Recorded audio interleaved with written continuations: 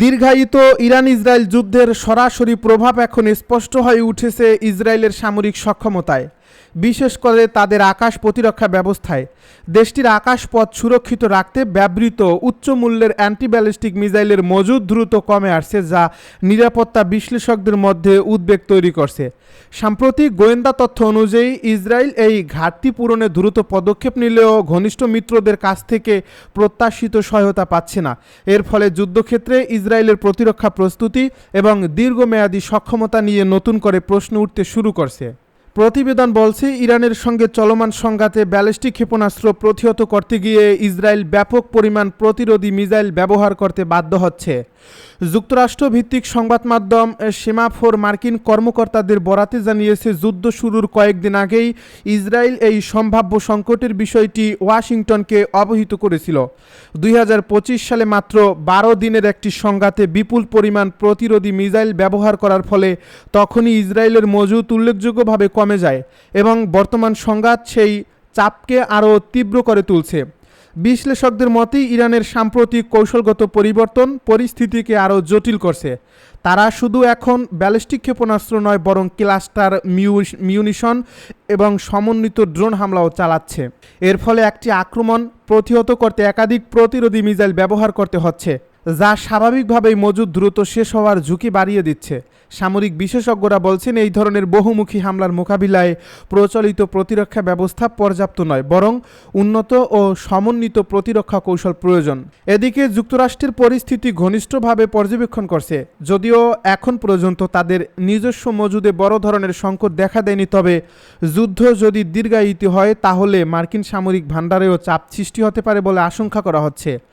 ওয়াশিংটনের নীতি নির্ধারকরা ইতিমধ্যে সম্ভাব্য ঝুঁকি বিবেচনায় নিয়ে সরবরাহ ও উৎপাদন সক্ষমতা বাড়ানোর বিষয়টি পর্যালোচনা করছেন। ইসরায়েলের প্রধানমন্ত্রী বেনিয়ামিন নেতানিয়াহু ইতিমধ্যে বিকল্প সহযোগিতার পথ খুঁজছেন, বিশেষ করে ড্রোন প্রতিরোধ প্রযুক্তি উন্নয়নে আন্তর্জাতিক সহযোগিতা বাড়ানোর লক্ষ্যে তিনি ইউক্রেনের প্রেসিডেন্ট ভলোদিমির জেলেনস্কির সঙ্গে আলোচনা করার আগ্রহ প্রকাশ করছেন। বিশ্লেষকদের মতে, ইউক্রেন যুদ্ধের অভিজ্ঞতা থেকে ড্রোন প্রতিরোধে কিছু কার্যকর কৌশল শিখতে পারে ইসরায়েল, যা বর্তমান পরিস্থিতিতে তাদের জন্য গুরুত্বপূর্ণ হতে পারে। এ পর্যন্ত ইরান, ইসরায়েল এবং যুক্তরাষ্ট্রের বিভিন্ন সামরিক ঘাঁটিকে লক্ষ্য করে 50টিরও বেশি দফার ক্ষেপণাস্ত্র ও ড্রোন হামলা চালানো হয়েছে বলে জানা গেছে। ইসরায়েল তাদের উন্নত যুদ্ধবিমান প্রতিরক্ষা ব্যবস্থা এবং গোয়েন্দা সক্ষমতা ব্যবহার করে এসব হামলা প্রতিহত করার চেষ্টা চালিয়ে যাচ্ছে। তবে দূরপাল্লার ব্যালিস্টিক ক্ষেপণাস্ত্র ঠেকাতে প্রতিরোধী মিসাইল সবচেয়ে কার্যকর বলে বিবেচিত হচ্ছে এবং সেই জায়গাতেই এখন সবচেয়ে বড় সংকট তৈরি হয়েছে। অন্যদিকে স্বল্প পাল্লার হামলা মোকাবেলায় ব্যবহৃত ইসরায়েলের বহুল আলোচিত আকাশ প্রতিরক্ষা ব্যবস্থা আয়রন ডোম এখনও কার্যকর থাকলেও এটি সব ধরনের হুমকি সামাল দিতে পারছে না। বিশেষ করে উচ্চ গতির ও দূরপাল্লার ক্ষেপণাস্ত্র প্রতিহত করতে এই ব্যবস্থার সীমাবদ্ধতা রয়েছে, ফলে সামগ্রিক প্রতিরক্ষা ব্যবস্থায় ভারসাম্যহীনতা দেখা দিচ্ছে, যা যুদ্ধ দীর্ঘায়িত হলে আরও প্রকট আকার ধারণ করতে পারে। সব মিলিয়ে বর্তমান এই পরিস্থিতি ইসরায়েলের জন্য একটি কৌশলগত চ্যালেঞ্জ তৈরি করছে, যেখানে শুধুমাত্র সামরিক শক্তি নয়, বরং সরবরাহ শৃঙ্খলা, আন্তর্জাতিক সহযোগিতা এবং প্রযুক্তিগত উদ্ভাবনের উপরও সমান গুরুত্ব দিচ্ছে। বিশ্লেষকদের মতে, যদি দ্রুত এই ঘাটতি পূরণ করা না যায় তাহলে ইসরায়েলের প্রতিরক্ষা সক্ষমতা ধীরে ধীরে দুর্বল হয়ে পড়তে পারে, যা আঞ্চলিক নিরাপত্তা পরিস্থিতিকেও আরও অস্থির করে তুলবে। মধ্যপ্রাচ্যের এই চলমান সংঘাত এখন এমন এক পর্যায়ে পৌঁছেছে যেখানে প্রতিটি মুহূর্তে যুদ্ধের চিত্র আরও জটিল ও ভয়াবহ হয়ে উঠছে। সামরিক কৌশল, প্রযুক্তি এবং প্রতিশোধের এই তীব্র লড়াইয়ে ইরান নতুন করে শক্তির প্রদর্শন শুরু করছে। যুক্তরাষ্ট্র ও ইসরায়েলের বিরুদ্ধে প্রতিক্রিয়ামূলক অভিযানে তারা এখন আগের যে কোনো সময়ের তুলনায় অনেক বেশি আক্রমণাত্মক অবস্থান নিয়েছে। ধারাবাহিকভাবে ক্ষেপণাস্ত্র এবং ড্রোন হামলার মাধ্যমে শত্রুপক্ষের গুরুত্বপূর্ণ সামরিক স্থাপনাকে লক্ষ্য করে আঘাত হানা হচ্ছে বলে জানানো হয় ইরানের পক্ষ থেকে। প্রতিটি হামলার সঙ্গে সঙ্গে যুদ্ধক্ষেত্রে নতুন মাত্রা যুক্ত হচ্ছে, যা আরও এই অঞ্চলকে অনিশ্চয়তার দিকে ঠেলে দিচ্ছে।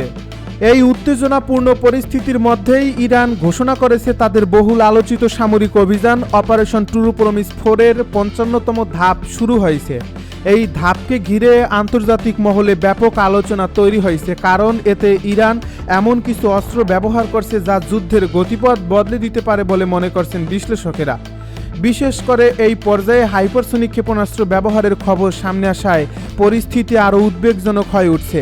ইরানের দাবি অনুযায়ী এই ক্ষেপণাস্ত্রগুলো অত্যন্ত দ্রুতগতি সম্পন্ন এবং প্রতিরক্ষা ব্যবস্থা ভেদ করতে সক্ষম।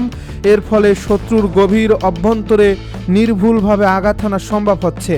সোমবার ইরানের ইসলামিক বিপ্লবী গার্ড বাহিনী জানায়, তারা ইসরায়েল নিয়ন্ত্রিত এলাকায় এবং পারস্য উপসাগরীয় অঞ্চলে অবস্থিত মার্কিন ও ইসরায়েলি সামরিক লক্ষ্যবস্তুতে ব্যাপক ক্ষেপণাস্ত্র হামলা চালিয়েছে।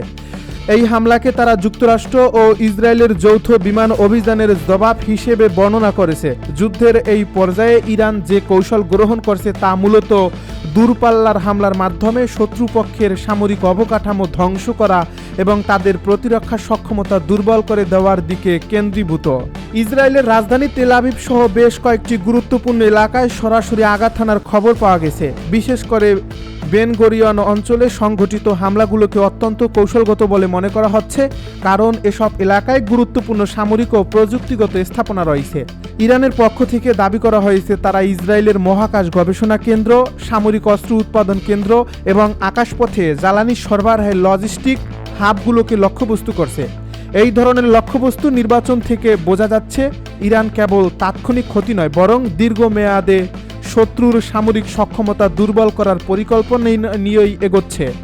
এই হামলায় ব্যবহৃত ক্ষেপণাস্ত্রগুলোর মধ্যে রয়েছে অত্যাধুনিক ও উচ্চগতির বিভিন্ন মডেল, যেগুলোকে ইরান তাদের সামরিক প্রযুক্তির অন্যতম শক্তিশালী অস্ত্র হিসেবে তুলে ধরছে। পাশাপাশি ড্রোন হামলাও সমান তালে চালানো হচ্ছে, যা আকাশপথে প্রতিরক্ষা ব্যবস্থাকে বিভ্রান্ত করে মূল ক্ষেপণাস্ত্র হামলাকে আরও কার্যকর করে তুলছে। মুহুর্মুহুর এই ড্রোন ও ক্ষেপণাস্ত্র হামলার কারণে ইসরায়েলের আকাশ প্রতিরক্ষা ব্যবস্থার উপর প্রচণ্ড চাপ সৃষ্টি হয়েছে। এদিকে শুধু ইসরায়েল নয়, পারস্য উপসাগরীয় অঞ্চলে অবস্থিত মার্কিন সামরিক ঘাঁটিগুলোও এই হামলার বাইরে থাকেনি। সংযুক্ত আরব আমিরাত, বাহরাইন সহ বিভিন্ন স্থানে অবস্থিত গুরুত্বপূর্ণ মার্কিন ঘাঁটিতে হামলা চালানোর খবর পাওয়া গেছে। এসব হামলায় মধ্যপাল্লার ক্ষেপণাস্ত্র এবং স্মার্ট ড্রোন ব্যবহৃত হয়েছে, যা নির্দিষ্ট লক্ষ্যবস্তুতে আঘাত হানতে সক্ষম। এই ঘটনাগুলো থেকে স্পষ্ট বোঝা যাচ্ছে, ইরান তাদের প্রতিক্রিয়াকে সীমাবদ্ধ রাখছে না, বরং পুরো অঞ্চলে ছড়িয়ে থাকা শত্রু ঘাঁটিগুলোকে একযোগে আঘাত করার কৌশল গ্রহণ করছে। এই সংঘাতের পেছনে সাম্প্রতিক একটি বড় ঘটনা উল্লেখযোগ্য ভূমিকা রেখেছে বলে বিশ্লেষকেরা মনে করছেন। ইরানের সর্বোচ্চ নেতৃত্বের উপর হামলার ঘটনার পর থেকেই পরিস্থিতি দ্রুত অবনতি হতে শুরু করে। এরপর থেকেই ইরান ধারাবাহিকভাবে পাল্টা হামলা চালিয়ে যাচ্ছে এবং প্রতিটি হামলায় তাদের কৌশল আরও উন্নত হচ্ছে। যুদ্ধের এই ধারাবাহিকতা এখন এমন অবস্থায় পৌঁছেছে, যেখানে যে কোনো সময় বড় ধরনের সামরিক বিস্ফোরণ ঘটতে পারে বলে আশঙ্কা করা হচ্ছে। এই ক্ষয়ক্ষতির হিসাবও ধীরে ধীরে সামনে আসতে শুরু করেছে।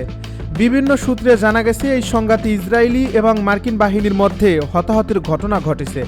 একই সঙ্গে আহতের সংখ্যাও উল্লেখযোগ্যভাবে বেড়েছে, যা যুদ্ধের তীব্রতা নির্দেশ করে। তবে এই সংখ্যা নিয়ে বিভিন্ন পক্ষের ভিন্ন ভিন্ন দাবি থাকায় সঠিক তথ্য যাচাই করা কঠিন হয়ে পড়েছে। অন্যদিকে যুদ্ধের প্রভাব শুধু সামরিক ক্ষেত্রে সীমাবদ্ধ নেই, বরং এর অর্থনৈতিক প্রভাবও পড়তে শুরু করছে। বৈশ্বিক তেল সরবরাহের অন্যতম গুরুত্বপূর্ণ রুট হরমুজ প্রণালীতে উত্তেজনা তৈরি হওয়ায় আন্তর্জাতিক বাজারে অস্থিরতা দেখা দিয়েছে। এই রুটের মাধ্যমে বিপুল পরিমাণ তেল পরিবাহিত হয়। এর ফলে এখানে যে কোনো ধরনের বিঘ্ন বৈশ্বিক অর্থনীতিতে বড় ধরনের প্রভাব ফেলতে পারে। বিশেষ করে যুক্তরাষ্ট্রের মিত্র দেশগুলো ইতিমধ্যেই অর্থনৈতিক ক্ষতির মুখে পড়ছে বলে